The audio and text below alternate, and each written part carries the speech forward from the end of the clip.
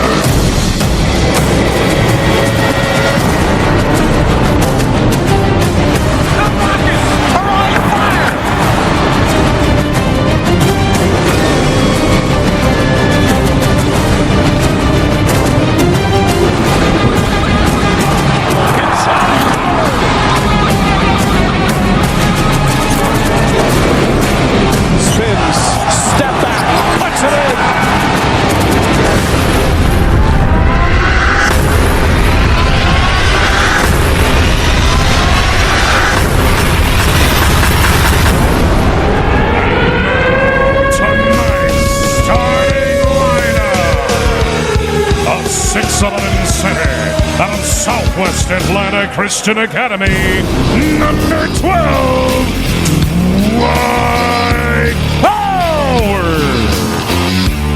A 6'10" forward out of Switzerland, number 15, Clint Capella.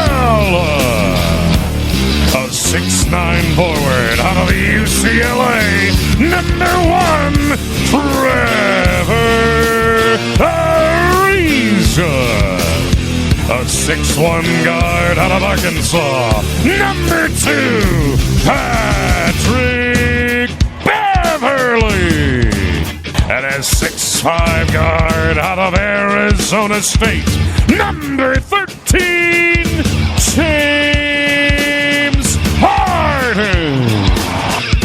The head coach of your Houston Rockets is J.B. Bickerstaff. Ladies and gentlemen, your Houston Rockets. Get your motor.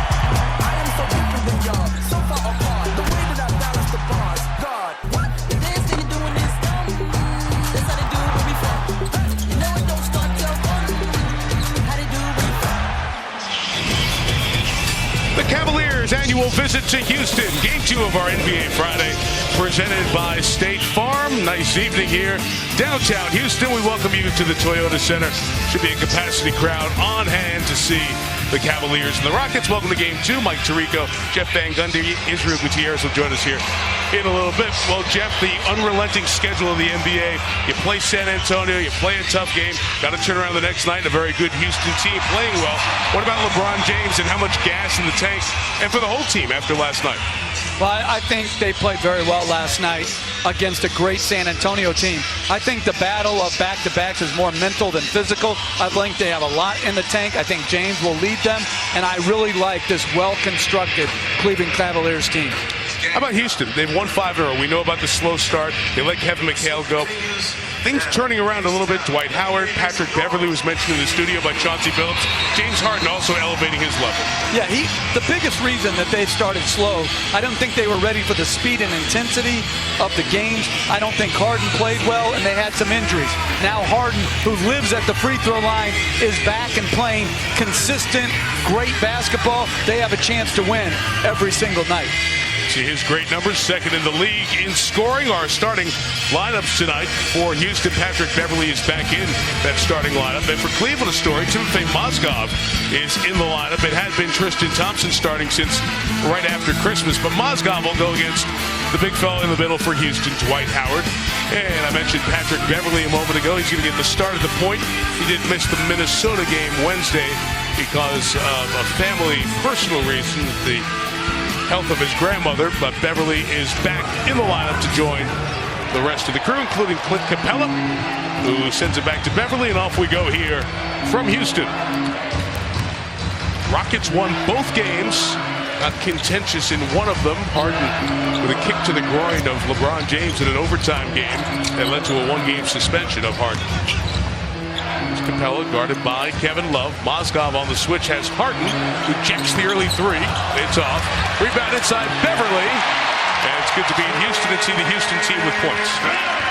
Patrick Beverley is a very good offensive rebounding point guard as the Cavaliers turn it over.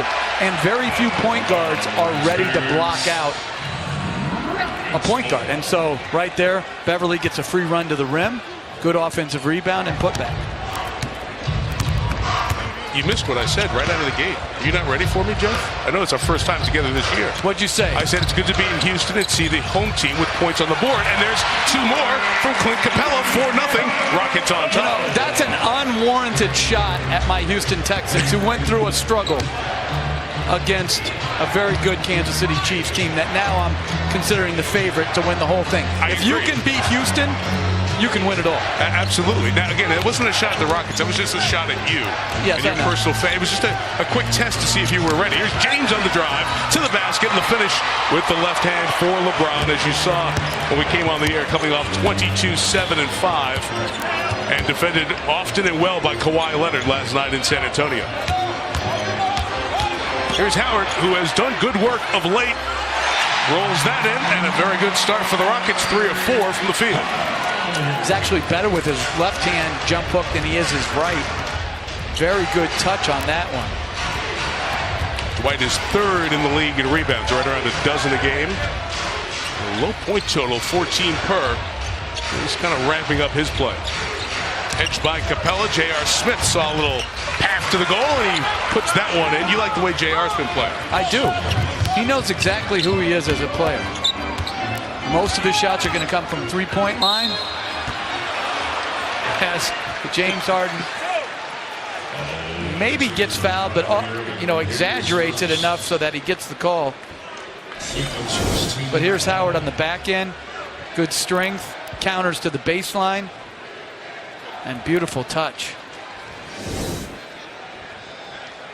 You said with Harden, so often it's a story how he works his way to the line, tries to get the other players in foul trouble. It'll be interesting to see how David Blatt's group goes about it tonight, because James Harden is never a guy you can just put one player on him like Irving and be done for the rest of the night. It'll be a variety of looks and players just to keep yourself out of foul trouble.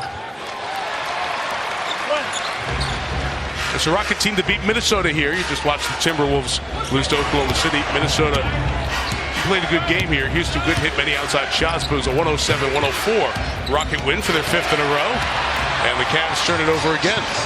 And you know why the Timberwolves couldn't make outside shots, as we see Ariza knocking a three? They can't shoot.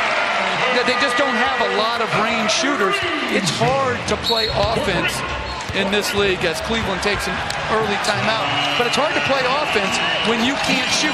That's why when the Rockets can spread the floor around their two best players, they've got a very good chance to beat anybody, anywhere. And one of the reasons they've gotten off to this great start, 4 of 5 from the field here, and leading by 7. Early lead Rockets. All starters have scored, including Dwight Howard. Here's Israel Gutierrez with more on Dwight. Thanks, Mike. And not only are the Houston Rockets looking to extend their win streak, but Dwight Howard looking to extend a personal 8-game double-double streak, the longest he's had since late in the 2012-2013 season. Now, it wasn't but a month ago that reports surfaced that Dwight Howard was unhappy in Houston. Howard has said that that was simply untrue, and for the last 2 weeks he's responded with better play. But it's not just about getting Howard more touches, even though he's attempting 10.6 shots in his last 7 compared to just 7.7 in his first 26 games. Rockets forward Corey Brewer said Dwight's simply playing pressure-free basketball. And Houston interim coach J.B. Bickerstaff said the outside noise tends to bother Howard, but the team's been preaching positivity lately, and it's been working to the tune of 20.3 points, 13.16 rebounds, and 69% shooting for Dwight Howard and the Rockets, guys. You see those numbers at the bottom there, very good numbers, and Howard's defense helped earn that transition basket, and the Rockets early up 9 here. It was the Cavaliers who got off to the terrific start in San Antonio last night. Clint Capella switching on James. Switching a lot of those pick and rolls and then sagging back to encourage James, who's struggling from the three-point line this year, to shoot the range jumper. Beverley steps back on Irving. And the air ball. Let's pick up what Israel was talking about with Dwight Howard. What have you seen in his play? It's always an injury question. It's a question of whose shots because of Harden and all the times he touches the ball. What's your assessment of the way he's come back this year? Well, listen, I think he has lost a little athleticism. He's not the defensive force he once was. But I'm going to say this. Who else would you rather have over him as a center in our league? Right? So the list, if it's small list. Yeah. So he's still an outstanding player. Now, is he unhappy? Would he like the ball more as James knocks in the three? Absolutely. You know, he wants the ball more. It's been at every stop along the way, he's wanted the ball more. But they're a better offensive team when he is playing in pick and rolls and getting shots like that than a steady diet of post-ups. You might have been able to see J.B. Bickerstaff as Dwight was looking for the call that didn't come. Get back on defense. Stop talking about the last one. Play the next one. James comes baseline. Great find to J.R. Smith. A beautiful pass knowing where J.R. was going. And J.R. Smith relocating to the corner to get in James's vision. Good movement without the basketball. David Jones had a hop out of the way of James Harden. John Goble, David Jones, Derek Richardson. Assigned by the league to this game tonight. Kevin Love called for the foul.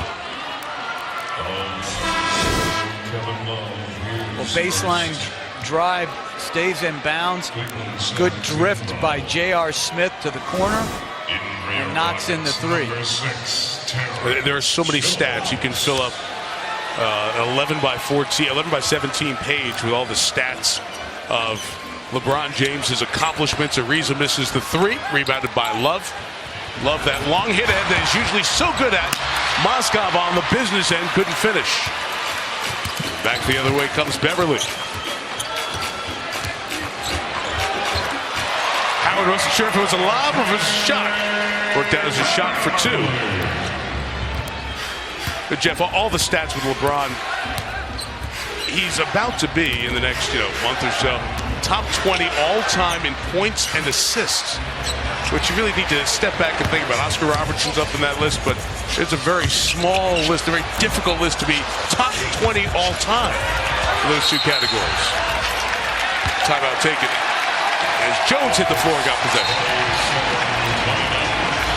6.5 to go. Cleveland's cut into the lead a little bit. Well, Patrick Beverley, I don't know if it was a shot or a pass, but it turns out to be a deuce, and that's all that matters. Rockets leading here by 5. The Cavaliers ending this road trip. They are the team atop, leading the traffic in the East by 3.5 games. They hold that number 1 spot. Teams 2 through 12 separated by 6 games. Every night it's hard to get a feel for which games are good, who's the better team. We have 9 teams sitting at or above 500 coming into play tonight. Cleveland clearly a leg or two ahead of everyone else, but it does make every game meaningful, those East v. East battles the next few months. Smith lob James. We'll jump it up. See that happen every once in a while, rarely via that play. You know, you don't always see something new every night. I have never seen that. On an alley-oop Right. in transition where it gets stuck and jump ball. And you were talking about the Eastern Conference as there was a lane violation or a jump ball violation. I think the most underrated team in our league right now is Toronto. Do you? I think Toronto is outstanding. I think they get good guard play. I think their defense is so much better this year than it was at the end of last year. And I think there's that next group after Cleveland is Toronto, Atlanta, Chicago. But after that, there's a lot of pretty good teams, and I have no idea who's going to make the playoffs out of that, a lot's going to depend on, obviously, their play, but their health. Yes. And some scheduling things. That's right. Where are the back-to-backs? Who has to go west late?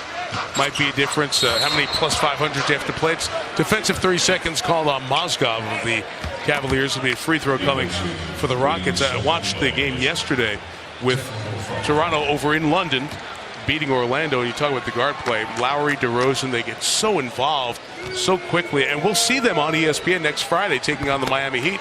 I'll be up in Toronto with Hugh B. Brown for that game. We can't wait to get up there. Well, first of all, it's an unbelievable city. Great fans. Yes. Hosting the All-Star game. And I would say this. Dwayne Casey, to me, has never gotten his due for the job he did in Minnesota first. Correct. And then now in Toronto. Maybe it's out of sight because they're not in the States. That guy has done a fantastic job.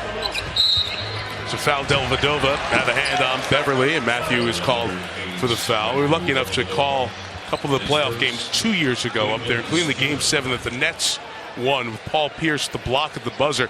That was the best scene I've ever seen outside an NBA arena for a game. People were back a quarter of a mile watching on the big screen, all packed together. We went out there for the start of the game. What an experience. And I know everybody got on Masai for dropping the mic and dropping some expletives, but to me, I just love, first of all, when the first time I went up there when it was the Vince Carter. Yes. Like that to me has always been, when they put a good team out there, a tremendous great place to play. Masai referencing Masai Ujiri, the general manager of the Raptors, who was with Denver before that. Dellavedova, Mozgov, Love, LeBron James, J.R. Smith, opposite corner. Houston loads up defensively on LeBron, and the kick to Love for three. And they want to get Kevin Love more involved here, and the attention to LeBron allows that. We were talking to David Blatt before the game. The thing is about your third guy, like Love, when you're playing with James and Irving, is it's just like Bosch with Wade and James. Everybody's always going to say you got to get that guy involved. But he's involved enough. He's got to be more efficient, shooting under 42% from the floor. And you don't want to take the ball out of James and Irving's hands at their expense to try to force feed Love, particularly when you're playing so well. With hustle, J.R. Smith thought he had Love cutting. He got in a position where he couldn't get a shot off. Rockets come back 4 on 3. He flashed the basket quickly. Beverley steps back on Mozgov. Howard go up and get it. Had it slapped away by James. Protected to Love. Punched away by Harden. And here's Howard.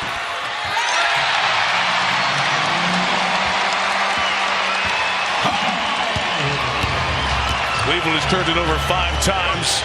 They've made 4 field goals here in the first 7:45. Good energy in the ball. It is moving well. Love just doesn't punch that three. Ariza the board. Beverley, quick jab. He certainly hasn't been shy to start this game. He's getting him up there.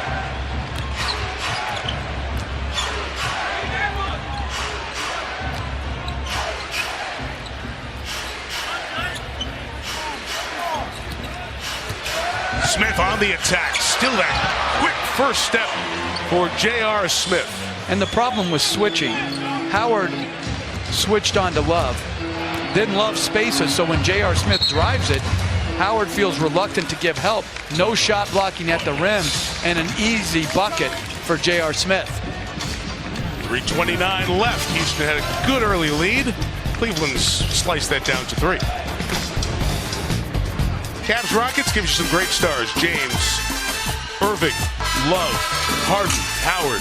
Good start, 18-5. Houston leading by 3. The story of this Houston season in Space City last year, a great season, 56 wins, second in the West. Got to the West Finals behind Kevin McHale.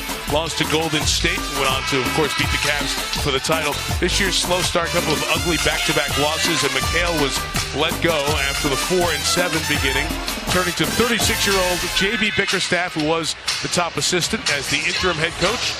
The team has won 5 in a row to get J.B.'s record to 17 2012. Interesting to visit with him, Jeff, before the game. Assistant very early on in his life. Of course, his dad, Bernie Bickerstaff, a longtime coach in the NBA, now working in a consultant role, ironically enough, for Cleveland. But JB said he talks to his dad every day, and what a resource it is to have a dad who's been through the NBA wars for many, many years. I loved competing against his dad because Bernie was a tough competitor, but there was never any BS. It was all like hard fought, clean, tough. I couldn't respect a guy more as Shumpert fouls Harden on the jump shot because of just how he conducted himself. And JB, I think he's done an outstanding job. Now, I also don't think we should overlook the job Kevin McHale did here. Absolutely. He did a fabulous job getting them to the Western Conference Finals. For whatever reason, they weren't ready at the start of the season to play their best. Harden back at the line. NBA TV on Monday is going to have Orlando, Atlanta. It's Martin Luther King Day. There are a lot of games. We'll have one on ESPN early in the afternoon, New Orleans and Memphis. Then TNT will have Golden State, Cleveland. Huge matchup coming up. The second one, the reprise of the Christmas game, and these Rockets in action at the Clippers. And Saturday night, mark your calendar. I don't know if anybody marks their calendar anymore. I guess put a reminder in your iPhone. Saturday night, 8:30 Eastern, the debut 8 o'clock pregame of the NBA games on Saturday night primetime on ABC. Chicago at Cleveland to take on LeBron and the Cavs. Do you have a special suit lined up for the premiere of Saturday night primetime, Jeff? The same one I wore tonight, most likely. Harden on the miss. Love on the board. There's not a lot of thought, as America can tell, that goes into my wardrobe. Block. LeBron inside. Clint Capella, who's a player who came along last year under Kevin McHale. With a good presence inside, and the Rockets back the other way. Lawson finds Capella. Couldn't finish. Ty Lawson checking into the lineup.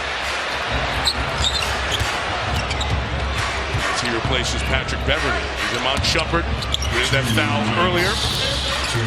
Spins out that jumper, and Capella's on the glass. Capella, interesting story, at 6'10", born in Switzerland, second year in the league out of France. Flashing to the basket, and Tristan Thompson was waiting for him. Lawson fouls LeBron on the outside. Ty Lawson back in the lineup. The second game after a 3-game suspension involved with that DUI arrest that he had back earlier in the year. There's one in Los Angeles, a prior DUI in Denver. Did a couple of different suspensions for that. Lawson served the 3 games, returning for his second game of action. He started the first 11 games for Houston this year. He's a lot better player than he's shown here.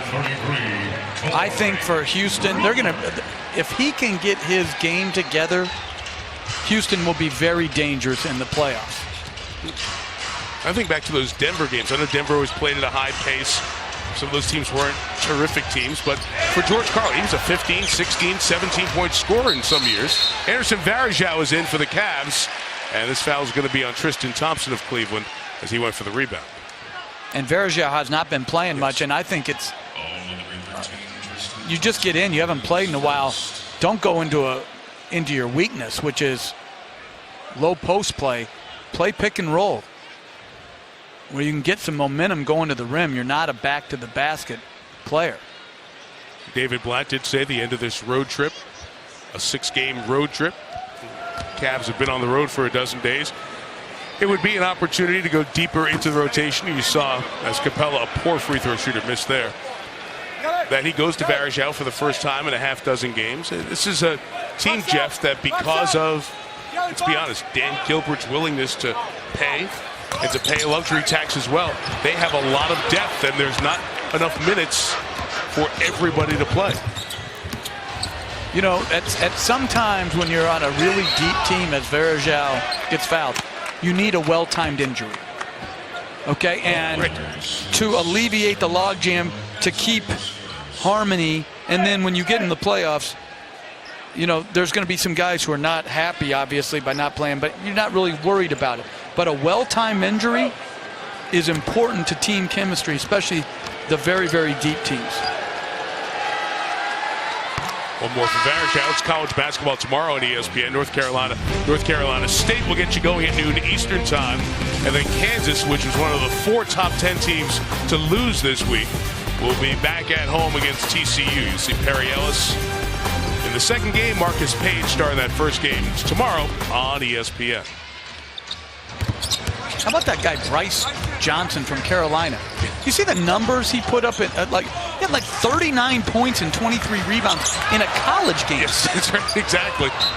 That was about 2 weeks ago on a big Monday. That was overshadowed because that was the game before that tremendous triple overtime game with Kansas and Oklahoma. All I know is I watched that game and he was getting it done. Yes, he was. There's a interesting college basketball season unfolding. Those super teams and a lot of the teams that get towards the top get knocked down. The game you were watching was the Florida State big Monday game. Richard Jefferson takes the 3 and rattles that one home. Jefferson averaging 6 points a game in his 20 minutes per. I know you were watching because our colleague and friend Doris Burke was back in the LA studio. Doris was the analyst on that game with Sean McDonough. So that's why you were paying particular attention. She is, there's some that are master of nothing. She's a master of everything. She does every, like, women's basketball, NBA, college basketball. Studio hosting. How do guys like you and her do that? Like, you do everything. I'm incompetent at the only thing I do. I don't understand how you guys can do that stuff. But you dress well, so it kind of covers it all up. Yeah, I knock it out with the J.C. Penney suits. 2 on Varejao quickly, and Capella comes back to the line. As with some other players who have come through here in Houston, Biggs, Clint Capella had the opportunity to work with Akeem Olajuwon, and every time we'd come here last year, Kevin McHale would say, he gives you good energy, terrific athletic body, gets better. His D-League time helped him out, and he contributed to this team late in the season and then a bit in the playoff rotation. No doubt. I think the stigma of the D-League, thankfully, has now gone away. And the smart teams and players are using it to their advantage. And Clint Capella got noticeably better through the use of the D-League. He is a good player. He's a starting caliber center in our league. And to me, it's going to be very interesting to see what Dwight Howard chooses to do in the offseason and what the Rockets choose to do with Dwight Howard in the offseason.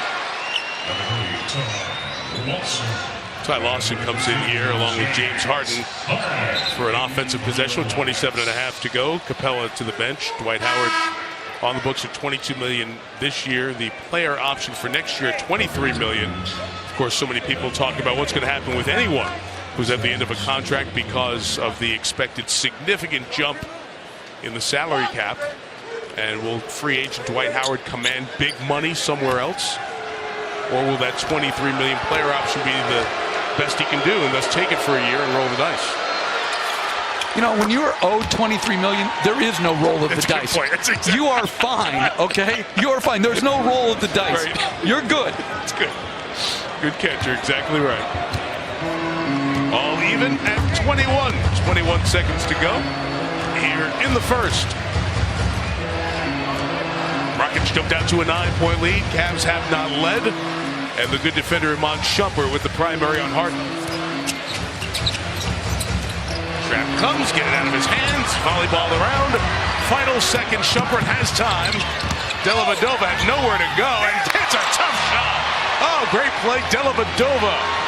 And the Cavs take their first lead of the game to the end of the quarter.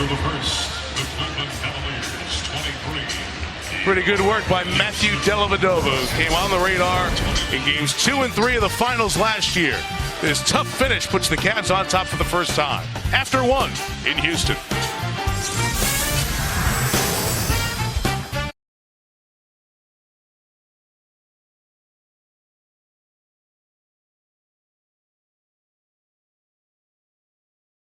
Coach's interview brought to you by Popeyes. Here's Israel Gutierrez with David Blatt.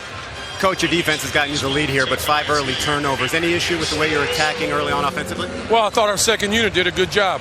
Our first unit did not. And good thing they came in and picked us up. Now, this is the last game of a long road trip, second night of a back-to-back. What do you do differently to manage this team in this game? Well, you got to play. You got to come out and you got to compete. You got to keep your eyes on guys, see if they're getting tired. But that's part of the NBA season. It's become such a thing to rest guys all the time and back-to-backs not to play. What the hell have we been doing for the last 50 years in the NBA? Guys have been playing. I know that. A lot of guys have been playing. Might be starting a debate there. Thank you, David. Mike. All right. Thank you, Israel. Irving hits the first shot that he takes, and Cleveland extends its lead. I'll leave the floor to you, Jeff. He's going to be taken to the Minutes police office. He's going to be taken to task because I don't think people understand that starting with a nice layup. There's more ways than just game minutes to manage a guy's rest. There's practice. Not every game is created equal. This is a very slow-paced, easy game to play in. It's not fast, up-tempo, or overly physical. So there's a lot of ways to get rest. And because it's good for one team, and San Antonio started this phenomena, doesn't mean it's right for every team or every player. It's right for San Antonio. But every coach has to coach his team in what's best for them, developing their habits. Not everybody has the habits of San Antonio. So if you don't practice, you don't play, and all you consider is rest, yes, you'll be rested, but there's no proof that you're going to be less injured. There's more injuries now, it seemingly, where guys are, and there's more rest. So I'm not sure how it all fits together, but David Blatt will be called on the carpet by the Minute Police. Varejao trying to get right back in the flow. 3 shots so far, knocks that down. And if you're a player, don't you want to play in this game?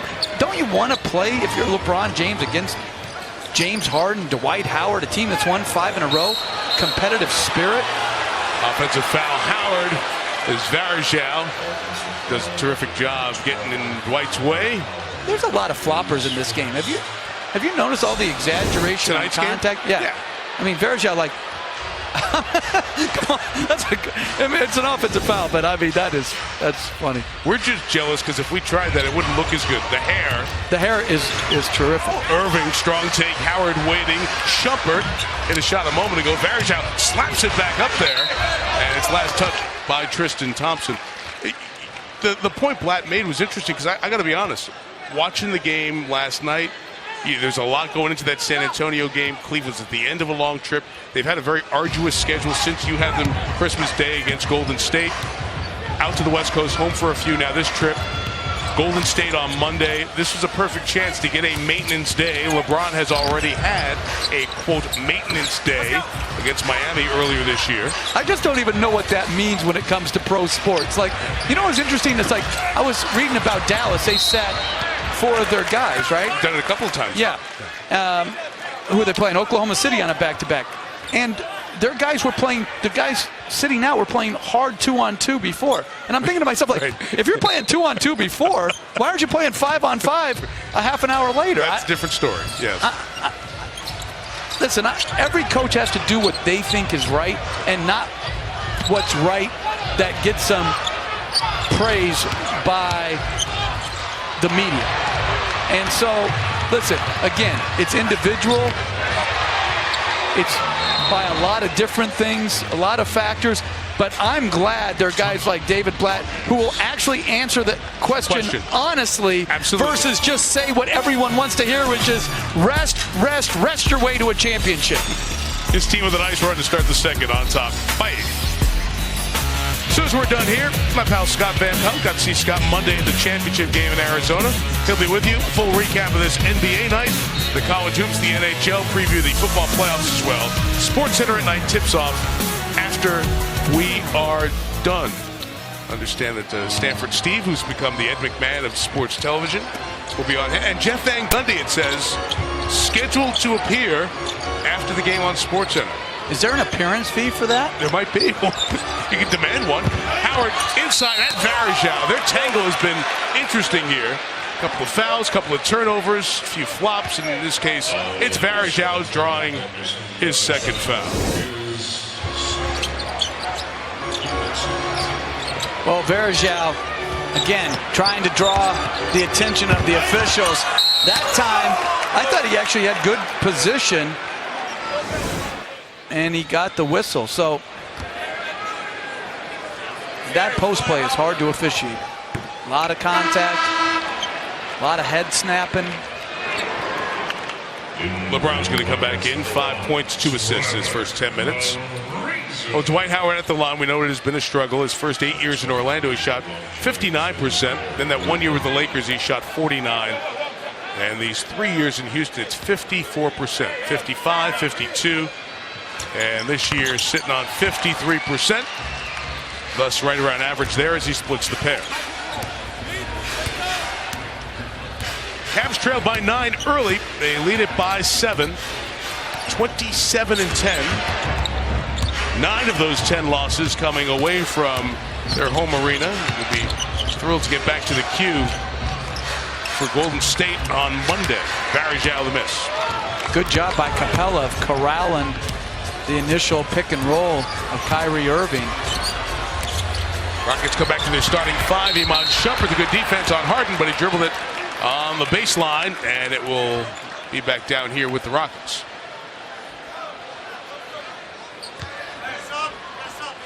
No possession, no reset on the shot. It'll stick at 14. Here comes Love for Varejao. So the teams have the 9 of the 10 starters on the floor. Only Shumpert in place of J.R. Smith for the moment. And Varejao gave him good minutes, very good minutes. Didn't that say a lot when a guy hasn't played in 6 games? Purity of his effort and his teamness. A lot of guys, when they're not getting exactly what they want. Irving, no. Harden got a hand on it. It's the run out. Beverley. Nice lead for Howard.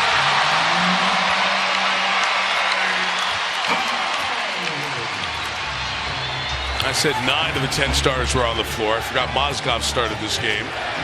Tristan Thompson had been the regular starter since right after Christmas. Love off on the 3, and the Rockets who scored their first field goal in 3.5 minutes on that last trip.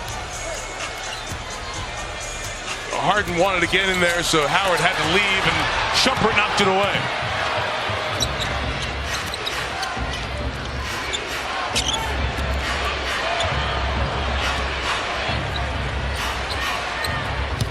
LeBron reading. Howard comes to double. Love is off, and Tristan Thompson on that offensive glass. What else is new? Irving knocks down the 3. Great extra passes by both Irving and Shumpert. Turning down good shots to eventually get a great spot up 3 by Kyrie Irving. Cleveland 5 of 11 shooting the 3. You see the attention to Harden getting out of his hands, make others do stuff, and Capella does. Clint Capella with a nice finish.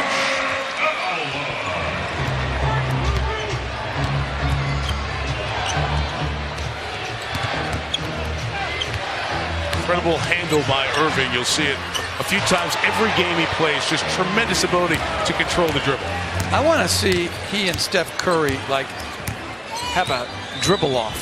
You know, like see what they can do. Like one guy sets it, you have to do exactly that in the same amount of time, and then the other guy. I mean, just these guys' handles are incredible. How tight they are. That's why I like seeing a lot of the guys who are the big name players more than had been in the past be involved in that All-Star Saturday in the skills competition. That's a fun thing to watch when you get the best in the league involved in that. Ariza attack. Used his feet to keep Love away from blocking it. And Houston back within a half dozen. And LeBron James just got blown by Ariza there. Went for the Matador steal. Love out of the corner. He's had some great looks tonight. Just can't knock him down. 1 of 4 shooting the 3. 1 of 7 for the game. Dwight Howard able to get that one and come back to the free throw line on the other side of this timeout. Trevor Ariza, been at this for quite some time now. 12 years in the league. They got him a couple of years ago to replace what they lost in Chandler Parsons. Their path Ash James to the basket.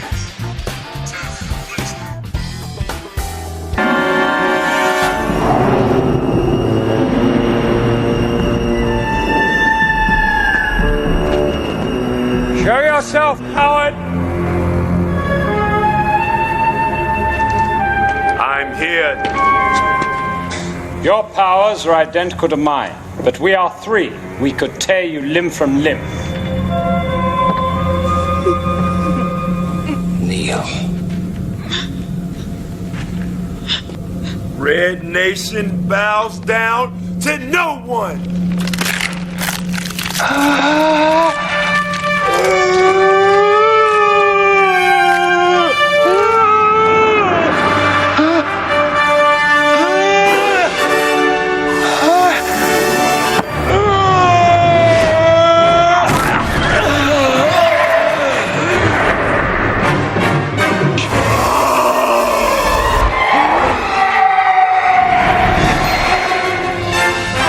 Hey, you know something?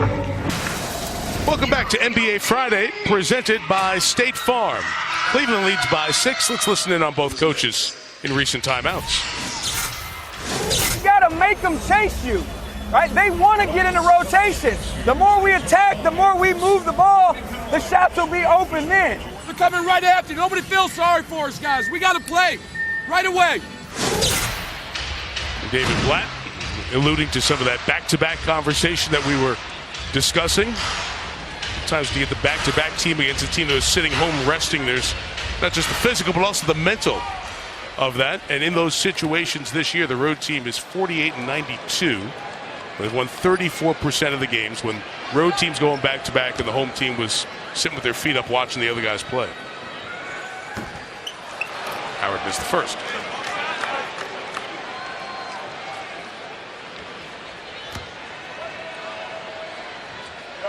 I've got an idea for you. I think you're going to like this. We're just talking about All-Star Weekend and skill of players. And I assume that the downside is the player's ego, but what if All-Star Saturday was, or maybe All-Star Friday to spice that up?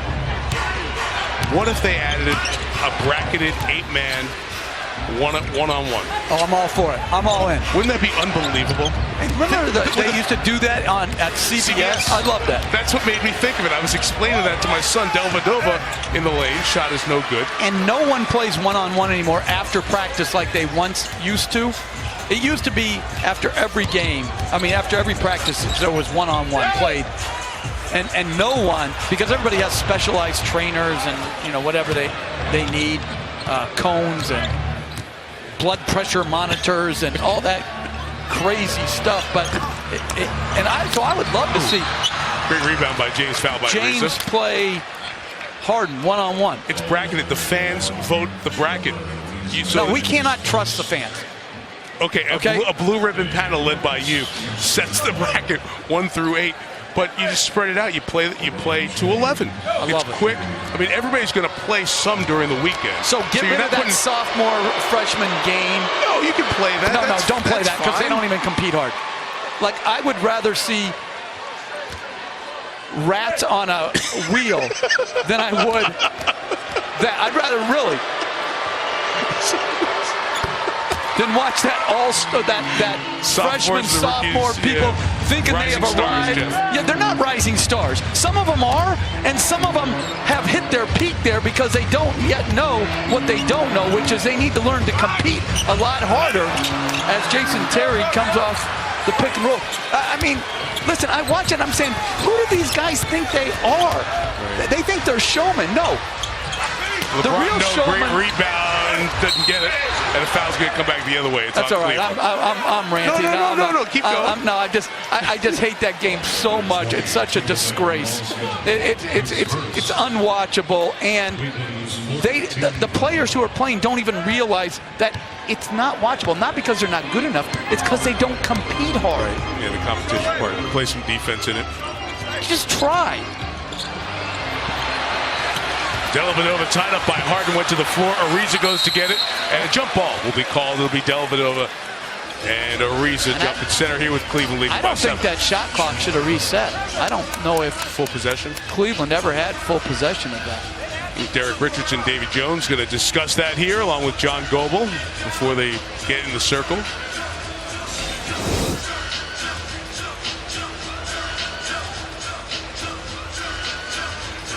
Yeah, you're right. Shockingly, there's Dellavedova on the floor again, going to get a ball, and you were right on the reset. No, we were wrong. It was 2.3, now it's 23, so they did give him. Advantage Ariza, but couldn't get it to the cup, couldn't get it to where his two guys were paired off, so the Cavs have it in a low-scoring second quarter. Bad pass, intended for Mozgov.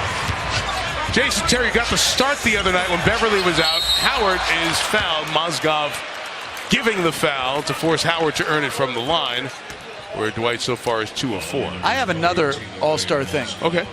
How about let's do a horrible free throw shooting contest? Oh, no, Jeff. No. Drummond versus DeAndre Jordan, and put it on national TV so that they actually have to try to get better at this.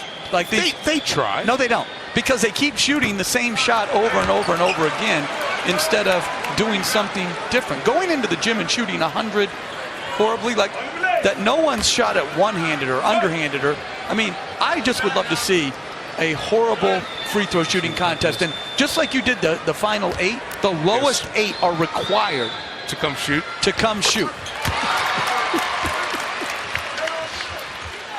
On a related note, vote now in the NBA All-Star voting presented by Verizon. Vote on NBA.com or via the NBA app. Vote now and vote daily. And maybe you'll get an autographed picture of Jeff Van Gundy for your vote. Cleveland has gone over its last 6 and a turnover here. It's one of the reasons their offense is bogged down. Well, let's be kind. This has been a horrible game so far. It just has. It's just not been played well. It's close, but it's just not been a well-played game. Thus, we've gone to the all-star options. 15-11 the score here in the second. Advantage Cleveland. Cavaliers fell down 9 early. Here's James. 3-on-2. If you look up, Dellavedova ran to the corner. Again, that extra pass. Smith is fouled as Harden got him on the arm. But these are the type of wins, Mike, that make your season. When you're like struggling, both teams stuck in mud a little bit. If you can find a way out of it and win a game like this, it really gives you a boost. J.R. Smith comes to the line, 7 points, a couple of boards. Everybody goes through the long road trip, and people often talk about that first game being back home sometimes is difficult for teams. Now, they have Golden State on Monday, so they're going to be full attention, a couple of days off. How'd you find, Jeff, over your years, the last game of a long road trip for a team? I think you're right. The first game home, to me, is more of a challenge. But listen, it goes right to who your guys are. If your guys are tough-minded and serious and have serious goals, they're not going to be looking for reasons not to play well. They're going to be getting themselves ready to play. That doesn't mean they're going to have it every night, but it's not going to be, as Howard is fouled on the back end, they're not looking for reasons not to play, not to compete. Mozgov picks up his third. Under 3 will step out with Cavaliers on top. 5-7. Cleveland trying to close a 5-1 road trip. Cavaliers by 7 here in Clutch City on this Friday night. We take a look at tonight's Game Changers, brought to you by Jim Beam. LeBron James with 2 of 7 from the field, and James Harden 1 of 7. So the defensive attention, a lot of fouls, been a sloppy first half both ways, and it stayed pretty close accordingly. Harden 1 of 7. He's got 5 free throws, but he also has 4 turnovers on the game. And as a team, the Rockets have 5 assists to go with their 9 turnovers.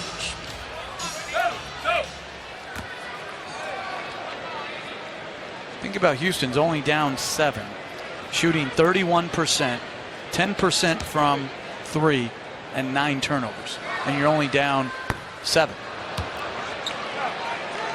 As their 7th missed free throw, 9 of 16. Dwight Howard is 3 of 7 from the line. And you said, Jeff, they'll hit 1 of 10 threes. This a Rocket team that set the record last year for most three-point attempts in a game. And they are a bit behind that this year, but still leading the league. 30 three-point attempts per game, and they hit on average just under 11. Got no help off the bench so far tonight. 1 for 9 from the floor. James blocked by Howard. Last night, that was Cleveland's story. The bench didn't give them much. Only 12 points off the bench in the loss to San Antonio. Shumpert and Dellavedova, the only 2 reserves to score for David Blatt's team.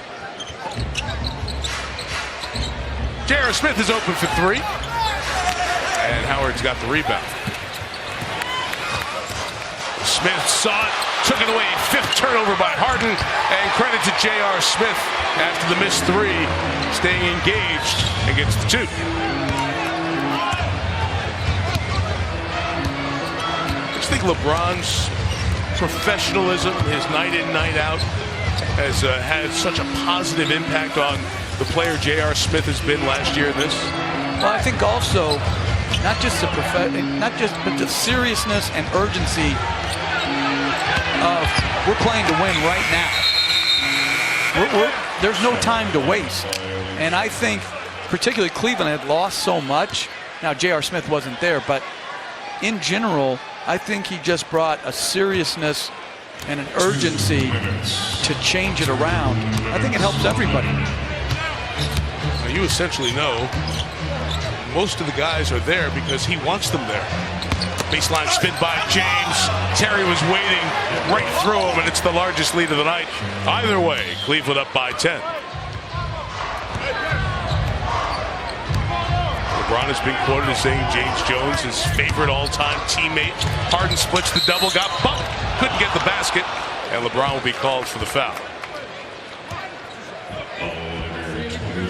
LeBron has said, I want to say jokingly, but with some seriousness too, that he hopes James Jones keeps playing as long as he's playing.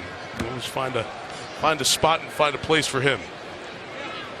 That's pretty good when you know you got a guy pushing for you like that. When you have that guy pushing for you too, it makes it even better. I've said I refuse to work at ESPN if you're not going to work there, and it really hasn't had the same impact on us. Anthony Davis hit a game winner. Chauncey, we're going to find out what Mr. Big Shot will be doing this weekend. It's ahead on the Toyota halftime. That's a very creative tease by our group in Los Angeles there, because I have no idea what that entails, but I will stay tuned. All 7 free throws made by Harden. Dellavedova hounded by Jason Terry. Jets still going at age 38. Smith went behind the back, and Corey Brewer out there bumps him. And yet another foul on the Rockets. They have committed 9. Cleveland has committed 13 in this first half.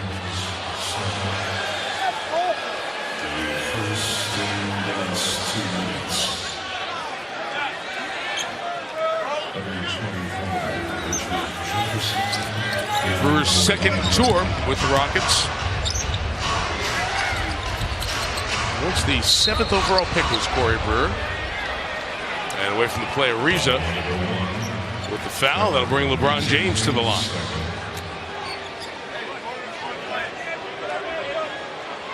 At least for the fans, there's hope that the second half will be a little bit more of what they had hoped for. This is the one visit by the Cavaliers, the best in the East. James misses at the line. And as we mentioned, the brand new NBA Saturday primetime on ABC tips off next week with the Cavaliers taking on Chicago. Bulls not only lost Joakim Noah with a re-injury of that shoulder, but lost the game tonight too to Dallas, 83-77. So it's NBA Saturday primetime on ABC, presented by La Quinta. But what about Jimmy Butler? I mean, 53 the other night. Really, in Philly when they were down 20, refused to lose 50. Yeah, I mean, just such an outstanding player. Terry turns it over. Cavs ball. Up 9.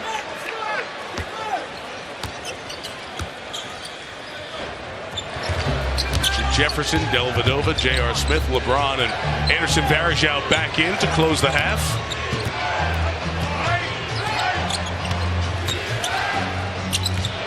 Flexed out by Marcus Thornton, 7 to shoot.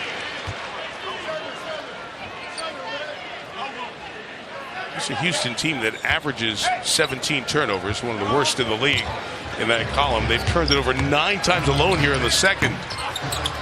And they force a lot of turnovers. 16 per. A timeout taken by David Blatt after the offensive board. Trying to score here with 31 seconds left. And a 9-point edge. Look so fine that I really want to make you mine. I said you look so fine that I really want to make you mine. 4, 5, 6, come on and get your kicks. Now you don't need the money when you look like that, do you, honey?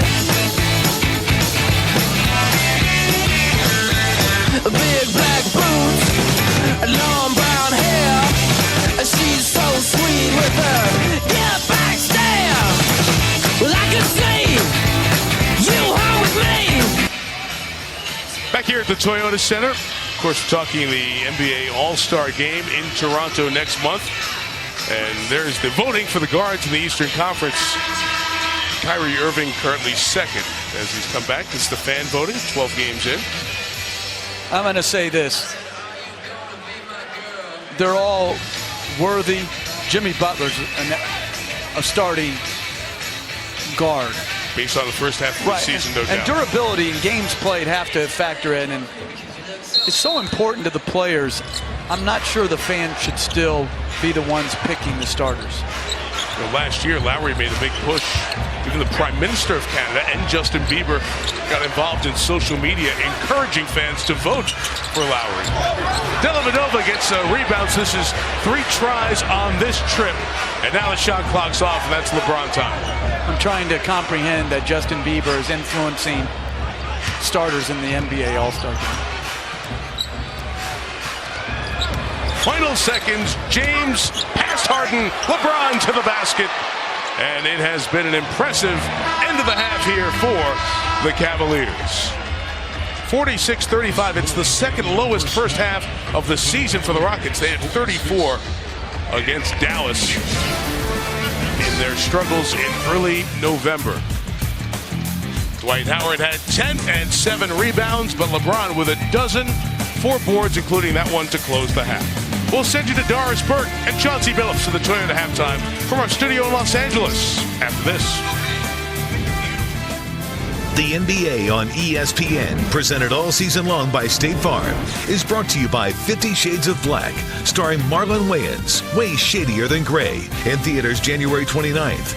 And Jim Beam, make history, please drink responsibly.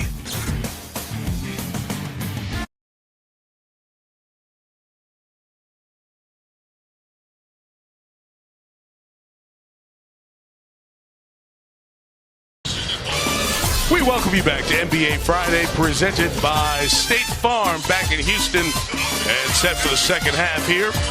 Low scoring first half. Cavaliers leading the Rockets 46-35. Mike Tirico, Jeff Van Gundy. We'll hear from Israel Gutierrez in a moment. Want to hit the Exist to Assist, brought to you by State Farm. And Cleveland, when they did score, at least sharing the ball in that first half. Yeah, I thought they shared the ball very well. They just didn't shoot it at times particularly well, only shooting 40% from the floor. But LeBron James, so good when the extra defender comes all the way or halfway across, picking out the open man to Love for his only basket of the game, and then the extra pass by Love to James for the 3, and then to beat the clock at the end of the first half, the drive without resistance, and the post-up play spinning off Ariza's body. Not a lot of highlights in that first half, but James provided the ones that we saw right there. Point numbers look good, but the field goal shooting has been a struggle for the best players in this game. Same JR's 4 of 7. LeBron at 40%. Dwight Howard is 3 of 6 from the field, but he is only 4 of 8 from the line. And James Harden 1 of 7. So it's got to make David Blatt feel good at a halftime. LeBron is following the routine of the cheerleaders out of midcourt there at halftime as James Harden gets set for the third quarter. I thought David Blatt made an interesting point to us there when we talked to him before the game about being at the end of a long road trip. Sometimes at this point you can just get all sick of each other and sick of being around each other for 12 days. But it's been a good road trip, and sometimes there's some bonding that comes out of being away for this long. And it's probably a good time to get back to Cleveland, but it's been a without incident trip and can close with a good half here at 5-1. When you look back, you feel good about that at the end of the game. You feel great about it. Especially a Cleveland team that has been so good at home, 15-1. And that heavyweight bout with the Warriors coming up on Monday, Martin Luther King Day. Second half begins, and Mozgov, who started the game for Tristan Thompson, starts this half. It's a defensive 3 seconds called on Houston to start the third. And a free throw coming for Cleveland. I know I want to change every rule, Mike, but I don't understand why they have to make the free throw to get the benefit of the illegal defense. In football, when they hold, they don't make them kick an extra point to get the 15 yards. Can we speed the game up and just give them the point? Would that be for all technicals or just that? Yeah, one? all technicals. If you did something wrong, pay Cost the price. Point. Yeah. Have you ever thrown that one out there? Smith, the three. I just did. was that a first toss? That's the first one. I'm just so tired of watching free throws. It just ruins the flow of the game. Let's just keep playing. I'm just processing that, trying to find a hole in it, and I kind of like it. Clint Capella travels as he comes across the lane. J.B. Bickerstaff wearing the wire. Here's what he had to say to his team getting ready for the second half. This team was in the exact same spot in a game last night, right? Versus San Antonio. San Antonio stuck to their guns, did what they did best. Let's go do what we do best and get a win. Let's go.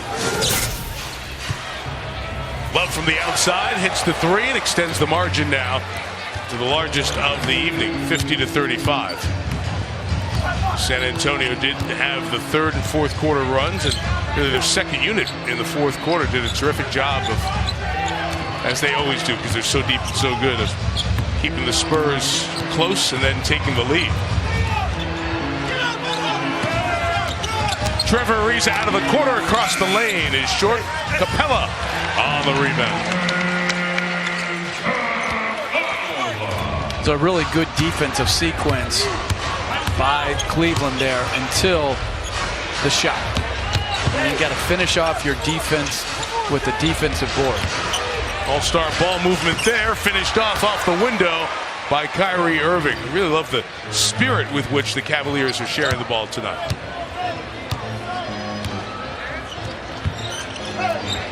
James Harden continues to struggle from the field.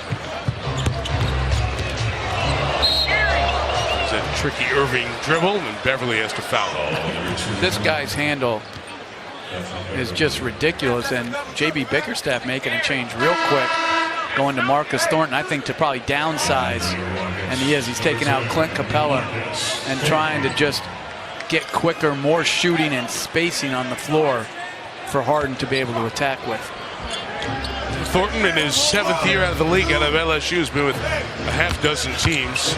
Did a lot of scoring in his 3+ years on some less than top-level Sacramento teams, but that doesn't take away from his ability to give you a little offense, create some stuff as Ariza misses the three. And that's what Thornton has done at times this year for the Rockets, averaging 10.5 a game. LeBron dribbles the ball so hard, powered dribble there. He slips as he was trying to make the dish, and the Rockets have numbers. And throw it away. LeBron trying to sneak away.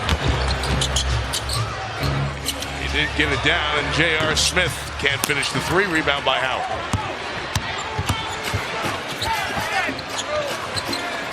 Where will the Rockets get some offensive cohesiveness here?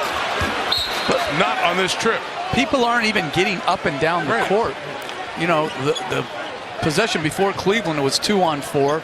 Then James and Harden were hanging out by the half-court line on that possession. There have been times tonight the Rockets have looked like the team playing the second of the back-to-back. And that's why it's as much mental as it is physical. Dwight Howard knocks down the 12th field goal, for the Rockets here tonight. And nice play by Marcus Thornton off the dribble. Oh, Irving.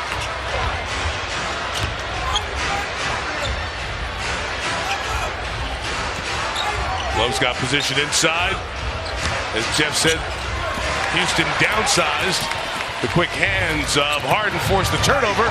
Thornton tried to get in, but LeBron knocked it off the leg of Marcus Thornton. Cavs ball. And James Harden is very strong. Good post defender. I wouldn't try to overexpose the perceived mismatch with Love going away from James and Kyrie Irving. Harden listed at 6'5", Love listed 5 inches taller, 6'10". Kyrie Irving, no. Love wasn't lazy for that board. Oh, Irving over the head. James, Love, they earned that three. And that's the versatility of Kevin Love. The offensive rebounding and then the three-point shooting. You do not find many guys who can do both of those things. Ryan Anderson can, so can Kevin Love. Patrick Beverley with the outside three, knocked down. And good awareness by Howard, feeling the second defender coming and touching it to the corner to Beverley.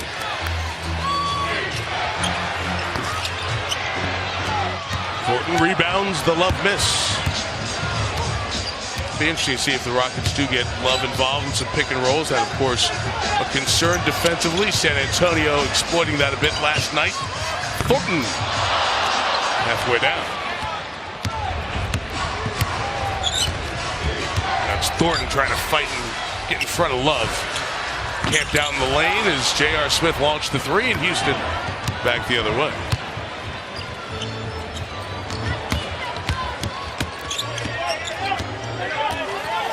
Understandably, quiet crowd. They have had little to get behind here.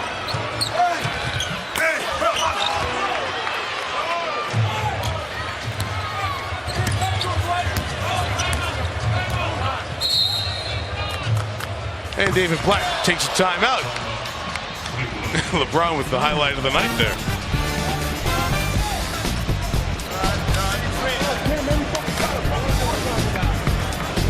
The NBA on ESPN, presented all season long by State Farm, is brought to you by Colonel Sanders Kentucky Fried Chicken. It's still finger-licking good.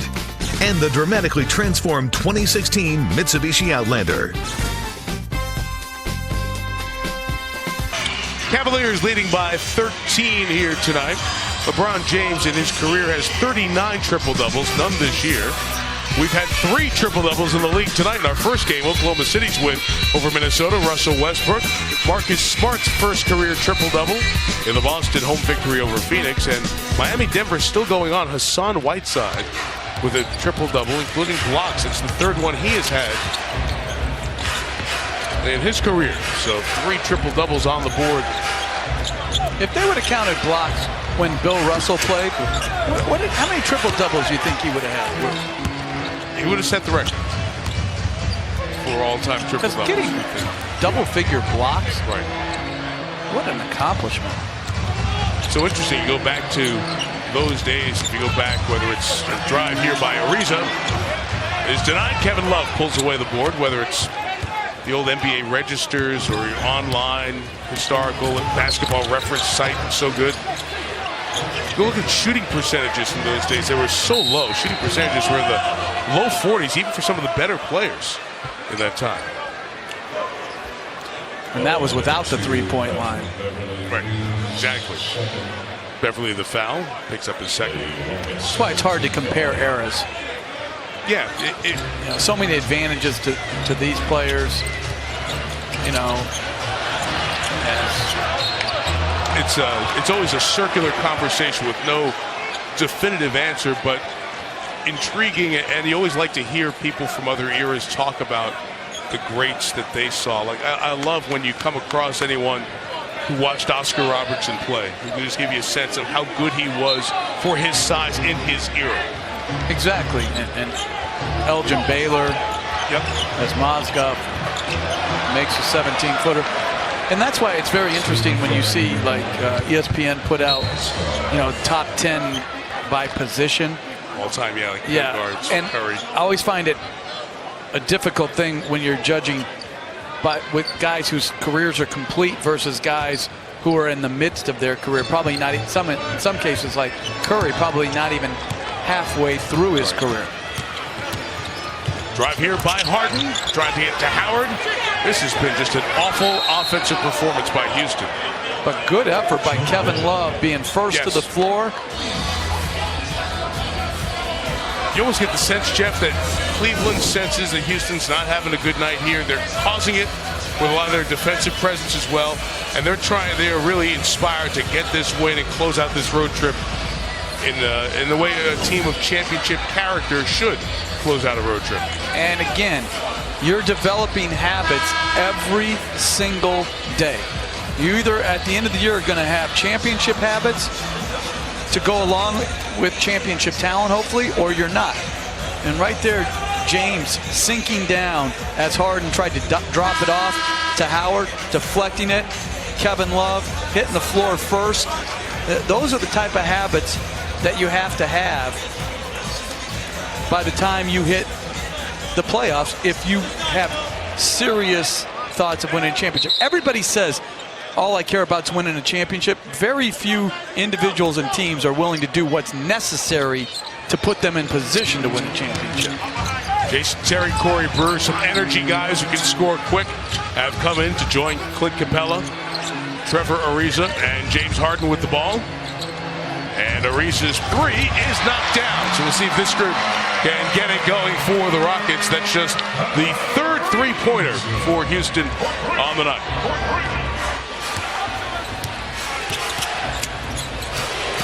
Spin by Irving. Shumpert, who just came in, can't answer the three. And Harden on the rebound. See if the Rockets can gain some energy. J.R. Smith trying to cut that pass off. And Terry, Irving, Smith all hit the deck, and it looks like everybody gets up okay. But if you watch Irving sprint back to try to back tip it, that's the type of effort in transition that you can feel good about as a team, that a guy is committed to winning. It's game number 12 back for Kyrie Irving after the knee surgery, that 6-month absence after game one in the finals and the kneecap injury. It certainly changed the tenor of the Warriors-Cavaliers final. By Golden State in 6. Capella couldn't finish at the rim, times two. They say the last touch by Houston. The Rockets don't agree. It's Cavs ball.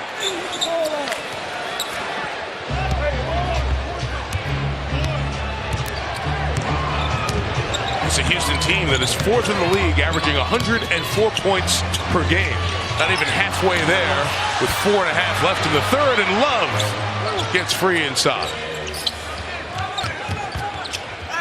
11 and 10 for Kevin Love, a double-double, and J.B. Bickerstaff has seen enough and will take a timeout.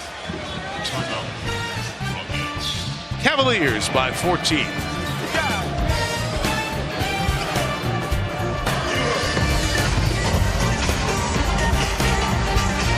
Doris, thank you. You'll see Oklahoma City as one of the games on the schedule for the Saturday primetime games that begin 1 week from tomorrow with the Bulls and the Cavaliers in Cleveland. Countdown at 8 Eastern.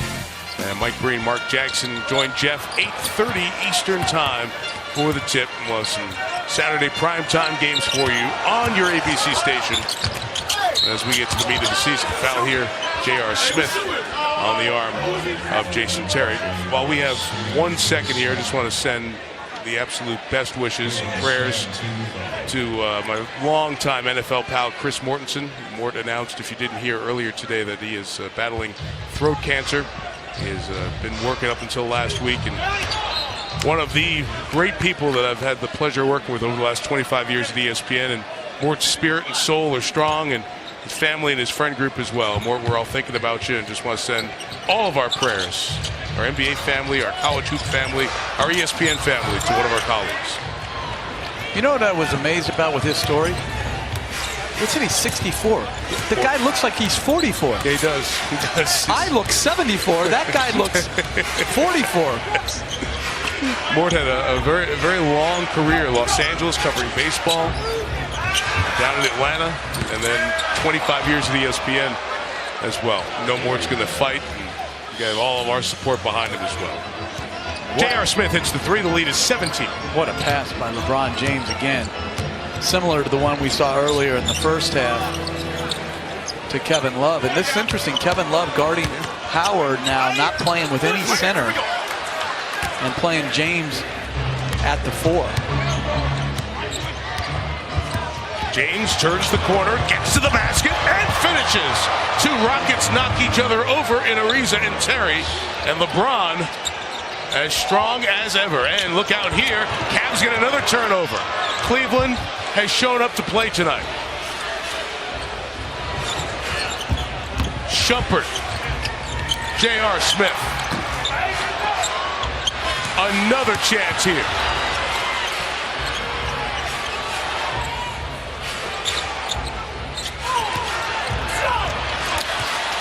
Shumpert couldn't handle it. Back the other way, Thornton. Dellavedova gives the foul. No clear path as players are behind. One team's playing at one speed, one team's playing a little bit slower. Well, again, when you put Kevin Love and all that shooting in a pick and roll, James is going to have more room. He turns the corner, he gets past Dwight Howard, no shot blocking there, and beautiful finish by James. You see LeBron's numbers, 5 boards, 6 assists. The Rockets scored 21 in the first. They have scored 24 since.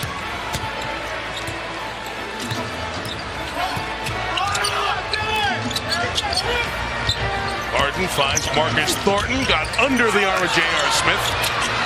And Thornton chased down his own miss. Shumpert thought he was heading the other way.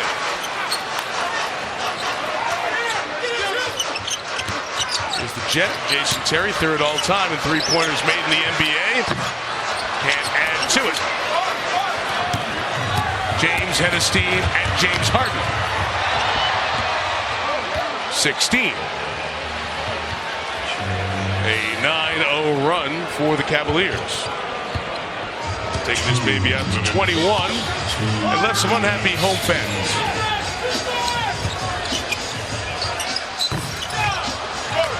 Thornton, no, James on the board. And doubling James Harden up high and just daring people to make threes. You don't see a lot of teams trap in the middle of the floor. Last 2 times, Dellavedova has been very active. There's Terry able to knock down that 3. Ray Allen, Reggie Miller in front of Jason on that all-time three-point list. I just love Jason's Terry, his competitive spirit as Tristan Thompson with a dunk off a nice pass by Dellavedova. He's got great enthusiasm still to continue to compete and love to play the game. And I think people overlook the love of the game, the love of competition when you're talking about who can last and who can improve in this league. Wow, Harden missing wide right. And he's 1 of 9.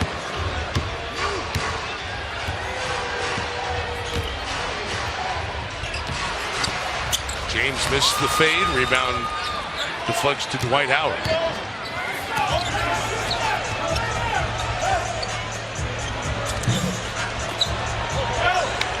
Has the distinct feel of a summer league game at this point.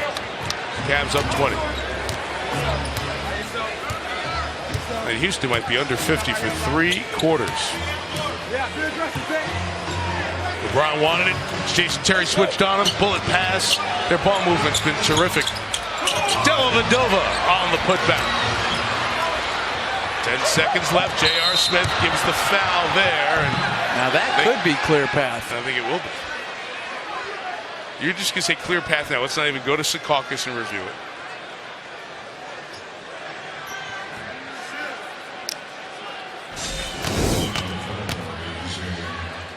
Personal foul.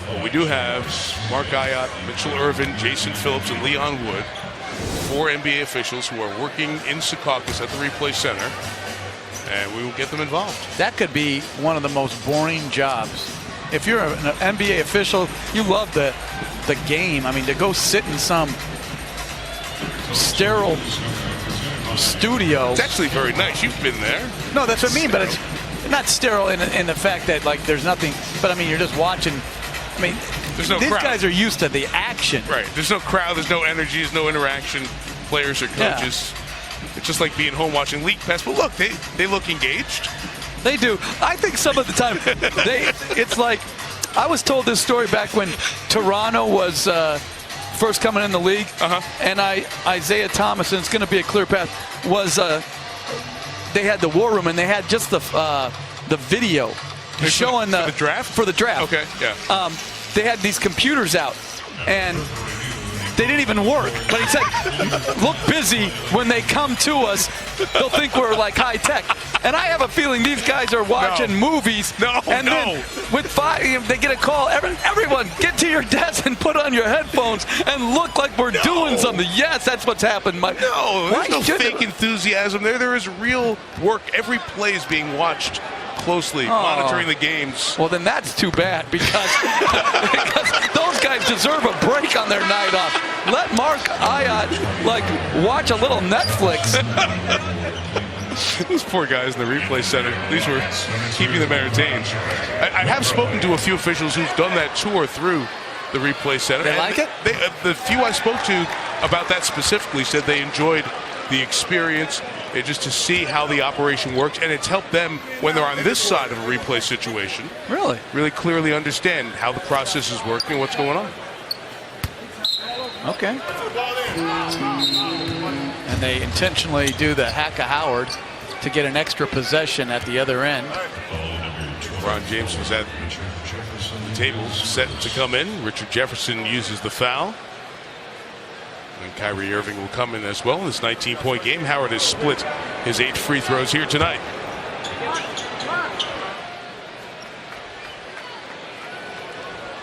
There couldn't be less enthusiasm in a crowd right now. I mean, I'm not blaming the crowd either as Howard makes it, but no. I feel bad for them, too. I think it's the 8:30 start, too. 8:30 local? Yeah, local. I mean, it's a minor thing, but it's a definite difference in how their bodies are attuned to. I'm just making excuses. Knock it off. The fans' bodies or the players? I don't even know what I'm saying. I'm just making excuses. I have several topics that I'm ready to get into with you. I was hoping here we'd get a bit closer, but you never know. Harden has the ability. That's right. Screen set by Jefferson. Irving. No on the 3. Shumpert got 2 tries and didn't get either one to go in the third quarter. Has come to an end. Houston 21 in the first, 14 in the second. They get 16 in the third. And their deficit is now 17, headed to the fourth.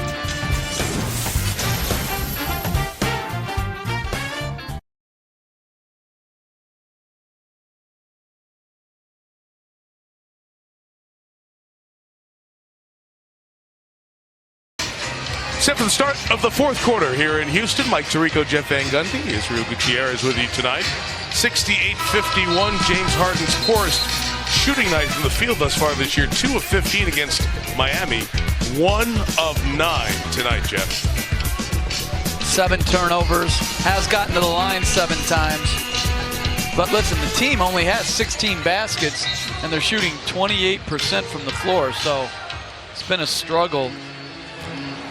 They have 2 buckets off the bench, 2 for 18 off the bench. So, and you saw how this low-scoring quarter ranks here in these 3 years. It's just been one of those nights. And credit to Cleveland with good intensity after the loss to San Antonio yesterday. This is a Rocket team that was feeling pretty good. They had won 5 in a row.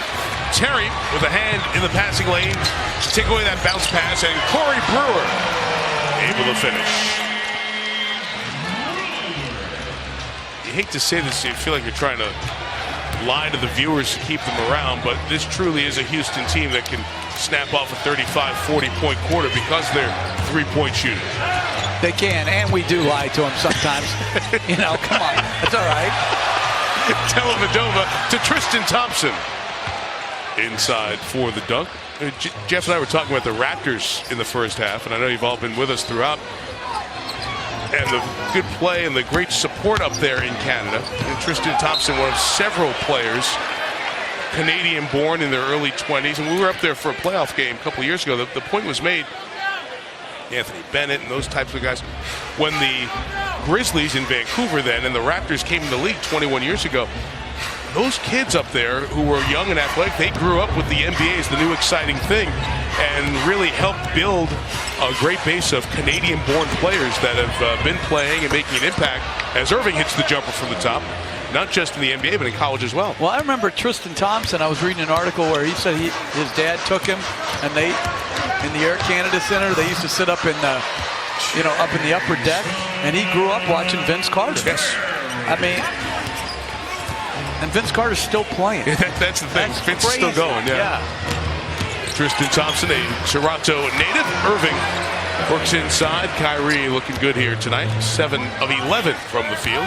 Corey 16. Corey Joseph is back with being a Canadian native, back with in Toronto now playing and having a big impact on the Raptors season. Trey Lyles, Kelly Olynyk, Robert Sacre, Nick Stauskas, Andrew Wiggins among the Canadian-born players active in the league currently. Why couldn't they medal in the Olympics with that team? Medaling would be hard. Argentina, Eastern European nations, obviously U.S. Foul given by Harden on the drive by Irving. J.B. Bickerstaff trying to find a button to press to get his guys going here in the fourth. We got nothing to lose right now. Right? We got to fight. That's the only option we got. We got to dig down deep and show some fight. We don't back down. We don't give in. I thought the button you were referring to was the eject button, because they should have one of those on for a coach, right? You can just... They do. It's called two technicals. Yeah, you know what? If Joey Crawford was healthy in here, he would do the mercy double technical and throw you out right now. I don't know if referees are given that freedom now. Because did that thought ever cross your mind that I just need to get out of here? No, I need to get that second technical and move on. I never got technical, so no, it wasn't my thing. I only got thrown out once, and it was by Joey in the last 20 seconds of a game, where he called a flagrant foul that absolutely decided the game. I think he had a flight to catch. He didn't want to go to overtime. Stop it. I'm being serious. Miami, the last flight was at like 6 home. No, you think I'm joking? No, I don't. I'm just trying to stop you. I guess Joey can't throw you out anymore. Hey, listen, never say never. But what a career he's had. Retiring now. Yes. He did it his way, that's for sure. Tristan Thompson picks up the foul. It's his third, 21-point Cavalier lead. You think about a guy like J.B. Bickerstaff, and he's trying to set a tone to get his guys to come back. He's trying to lay a tone too, because as an interim coach taking over, there are going to be tough nights. Nights your team doesn't have it, doesn't bring it, and you've got to find the way to get them through that. Foul here on Harden. Well, listen, there's a reason that's underlying when a coach gets let go 11 games in. There's something wrong with the group of players that are not willing to give it all. And you can't expect a coach to cure that overnight.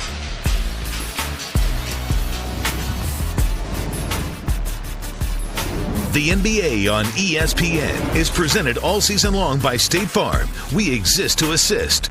And in part by Nissan. Innovation that excites. Points in his NBA career. What is the common link with James Harden and these other NBA players listed alphabetically? My research tells me they scored more free throws than field goals. Oh, but you know what? I was counting on you not getting to that point in the research I was tonight. amazed. Now, Corey Maggette, I could have thought that guy drove it hard, knew how to take contact. I didn't know Dolph Schayes was like that, though.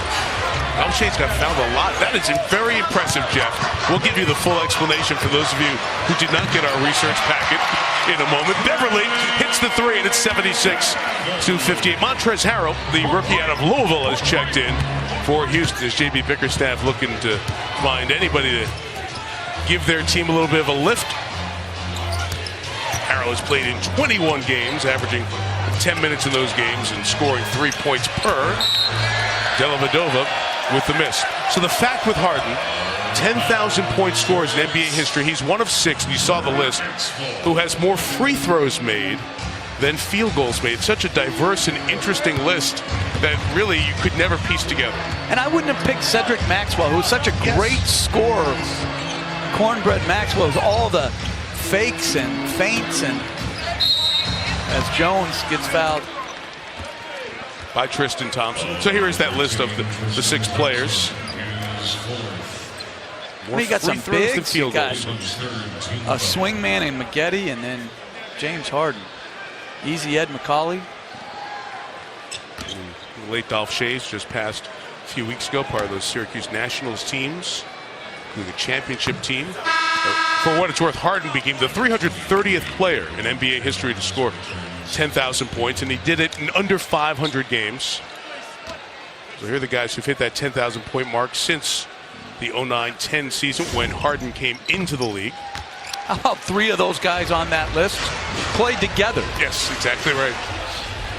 And people always say, well, what if, as LeBron checks back in, what if they stayed together? What if they were able to find a way in Oklahoma City? I wonder, would they all be as good as they are now?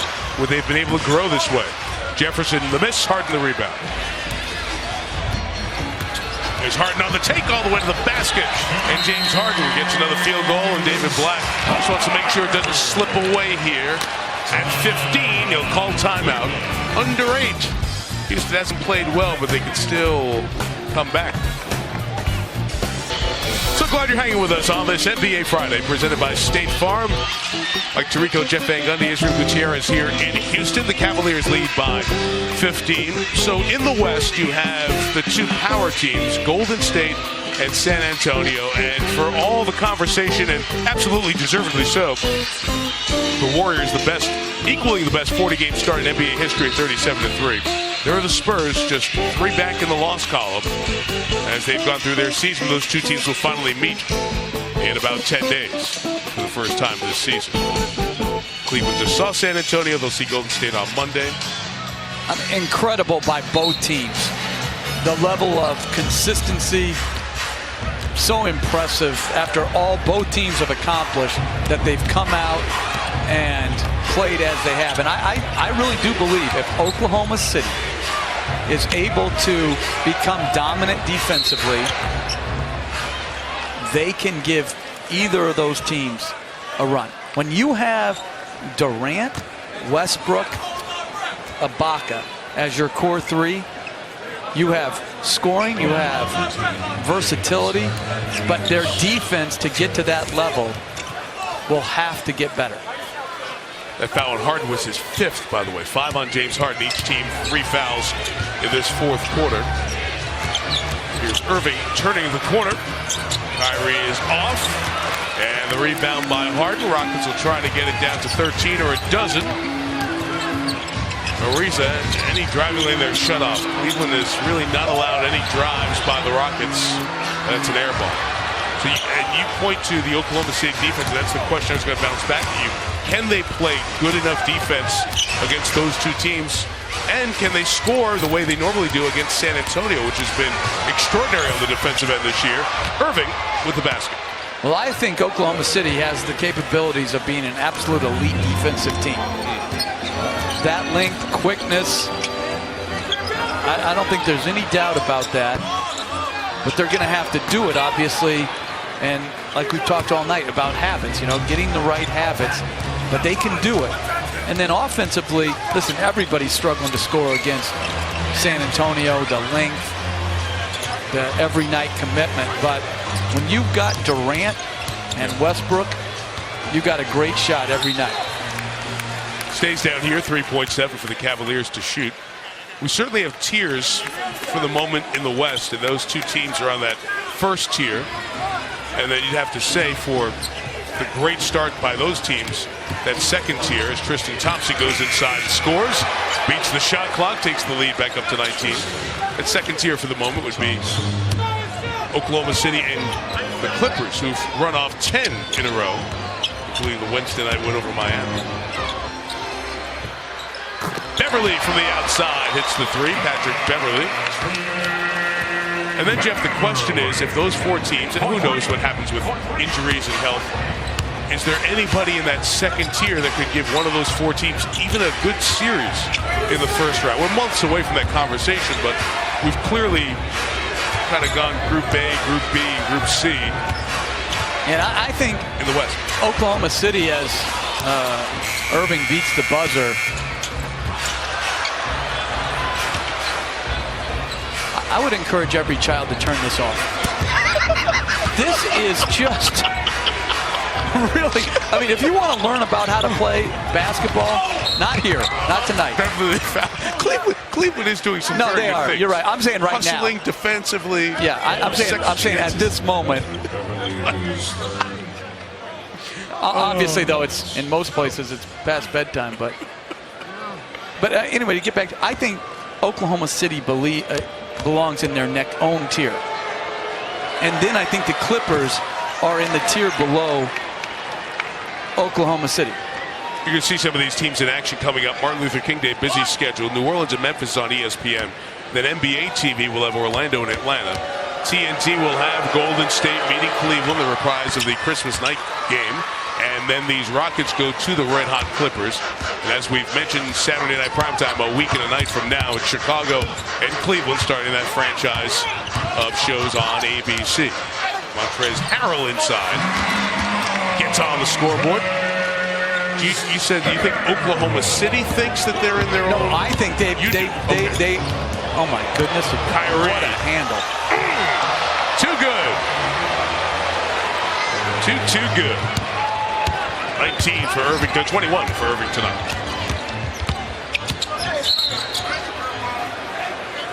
You think Oklahoma City belongs separate? Yes. Before the Clippers, despite this 10-game run.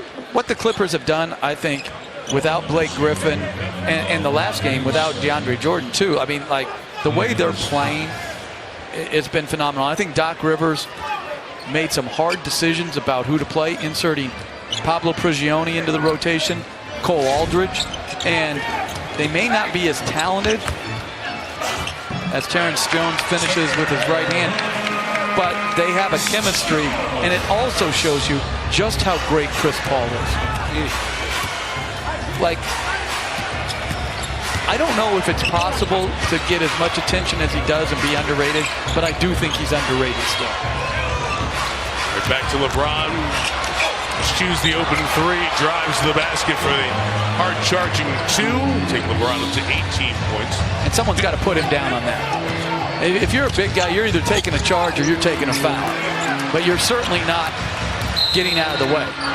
As Terrence Jones does the right thing and taking the foul on the transition opportunity. Do you think the Chris Paul level of, I say, respect, accolades, everything else would be directly tied to playoff success? I'm going to say this. Last year, obviously, they had a 3-1 lead. They could have advanced. They didn't. But a lot of advancing in the playoffs or winning in the playoffs is not only how you play, but who you play with, who you play against, where you play, and your level of health when you play. So it's not just, did Chris Paul play well enough to advance? When I've watched them play, you can point to a critical mistake in Oklahoma City a couple years back, late in the game, where he tried to draw a three-point shot, foul. Right. But overall, the body of work, superb. No doubt. Even in the playoffs. I'm not even arguing that. I'm just saying that the intention would be, I think, maybe different. If you said, how in this day and age for a guy who's on all these commercials, as Harrell goes inside and misses, how does he not get more of maybe what his level of play deserves? See, I think without question, the players in the league understand his greatness. I guarantee you the coaches that coach against him understand his greatness. And, you know, this idea that some people that win a championship, you know, I think their play gets elevated by who they play with.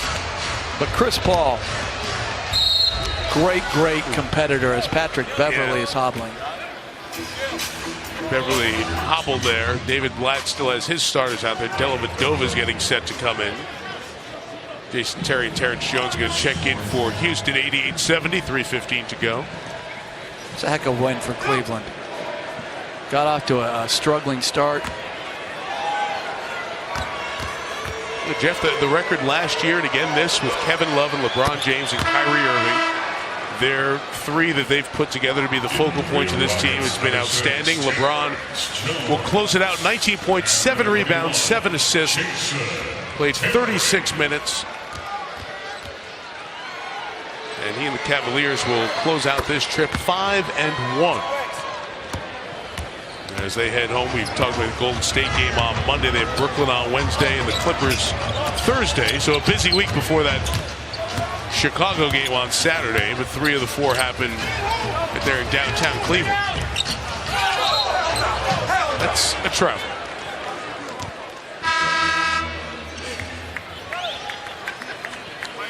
We had KJ McDaniels, his second year out of Clemson, check in for Houston a moment ago. And Jared Cunningham out of Oregon State comes in for the Cavaliers. Keith Jones, longtime athletic trainer for the Rockets, with a look at Beverley down at the end of the bench.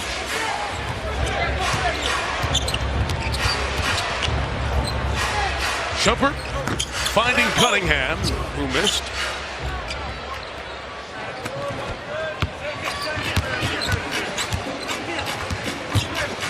How's the family? Family doing well?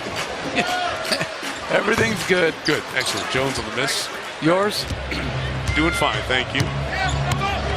Basketball season, soccer season, everybody's dialed in. Kevin Love still playing off on the 3. I'm just glad Stan's not playing Memphis anymore. Just taking 2 daggers. Oh my goodness, the Pistons. Half-court shot in 1. And KJ McDaniels, he's athletic. I mean, I don't know what it is, but he has some raw athletic ability that makes him really intriguing. He had a 57 and a 55-point game last year. Who knows if the finals would have been different if Kyrie Irving didn't have that kneecap injury. Scoreless and field goalless first quarter, but what a performance since 30 minutes tonight for Irving. 23 points. Only 1 turnover. 9 of 17 from the field with those just ooh and ah trying dribbling exhibitions he puts on right in the middle of a play. It's so often necessary, not just for show. And terrific effort for Kyrie Irving, part of this win 28 on the season for Cleveland. That's just 209 away.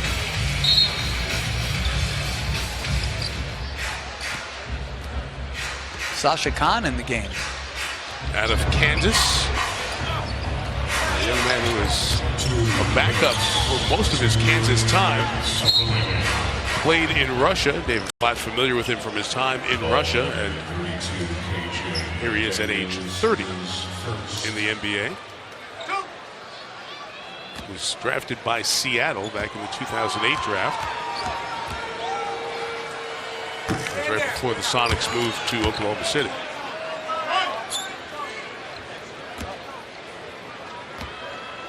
Five times a Russian League champ and a Defensive Player of the Year.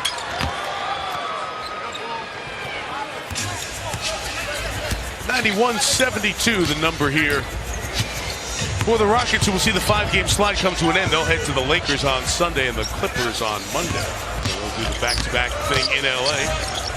Jeff, I don't know if you caught it at halftime when Chauncey Billups, what his weekend plans were. No, what were they? They're great plans, too. He'll be in Detroit tomorrow night. The Pistons are playing Golden State, and they are retiring Ben Wallace's number.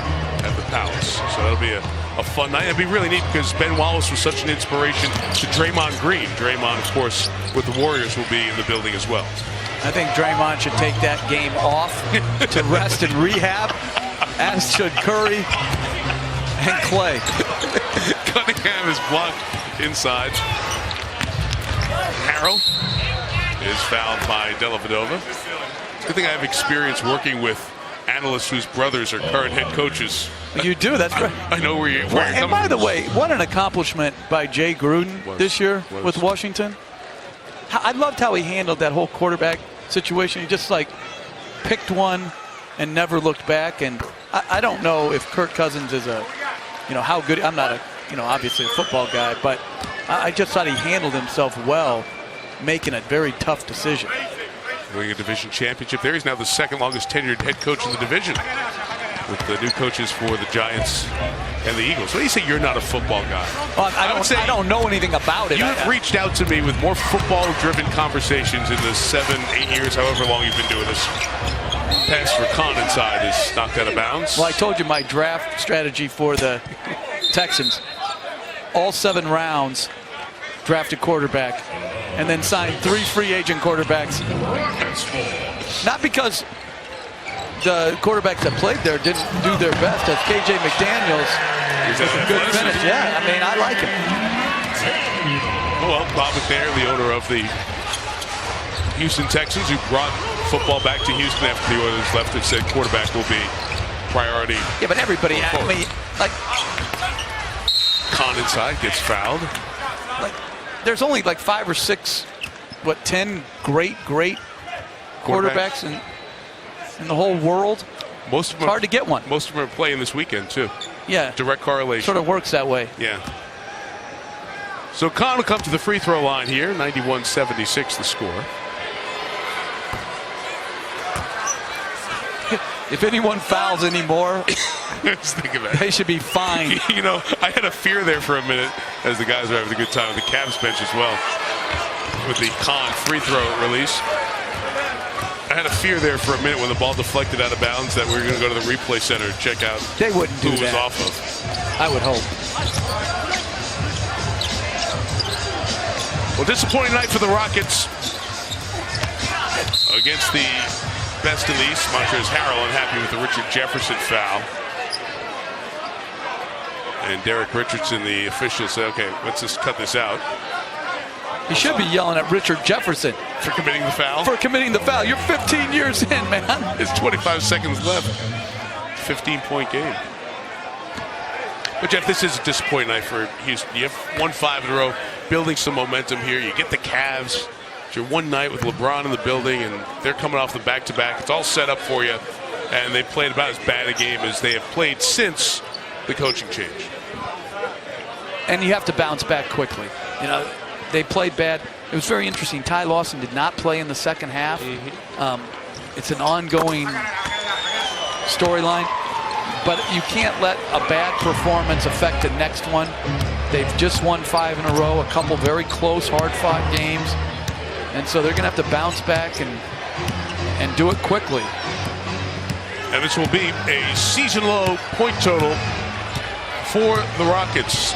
Their previous low was 84, and they will score 77 here tonight. It's be a shot clock violation.